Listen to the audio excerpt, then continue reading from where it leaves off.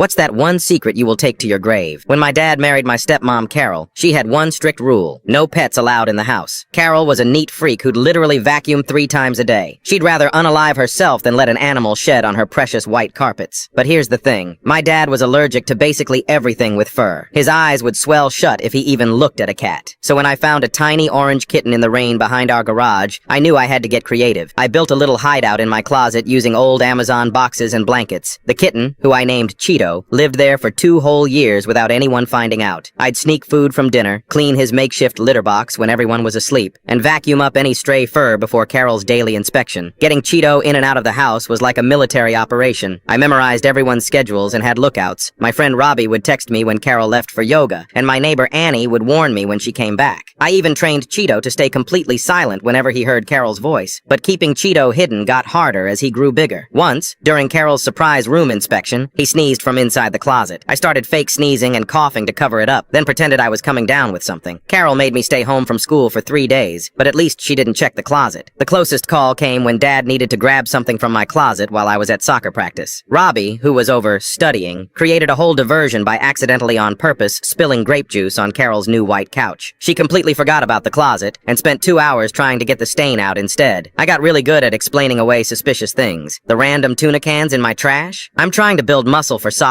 The cat toy that fell out of my backpack? It's a stress ball for exam anxiety. The scratching sounds at night? Must be mice in the walls. Carol even hired an exterminator, but obviously they never found anything. Then one day, Dad had an allergic reaction. His face puffed up like a balloon, and Carol went on a rampage trying to figure out what caused it. She questioned me for hours about whether I'd been near any animals. I lied straight to her face while Cheeto was literally hiding under my bed 3 feet away. The real drama started when Carol decided to deep clean the entire house. She was determined to find whatever was triggering Dad's allergies. I knew she'd be checking every corner of every room. I had to think fast. I convinced Annie to pet sit Cheeto for a few days. The plan was perfect, except for one tiny detail. Cheeto had scratched up the back of my closet door pretty badly. If Carol saw it during her cleaning spree, I was dead meat. So I did what any desperate kid would do. I accidentally broke my arm doing a skateboard trick right before the big clean. Carol spent the whole weekend driving me to the hospital and taking care of me instead of cleaning. Dad's allergies mysteriously cleared up while Cheeto was at Annie's, and Carol never suspected a thing. 2 years, 3 close calls, and about 1,000 lies later, I finally moved out for college. The day I left, I smuggled Cheeto out in my laundry basket. He lived with me in my dorm room, against the rules, obviously, then in my first apartment, and now he's sleeping on my lap as I type this. Dad and Carol still visit sometimes. Dad's allergies mysteriously act up every time, but he's never connected the dots. Carol still brags about how she's never allowed a single pet in her pristine house. Meanwhile, Cheeto just lounges on my couch, probably laughing at how he pulled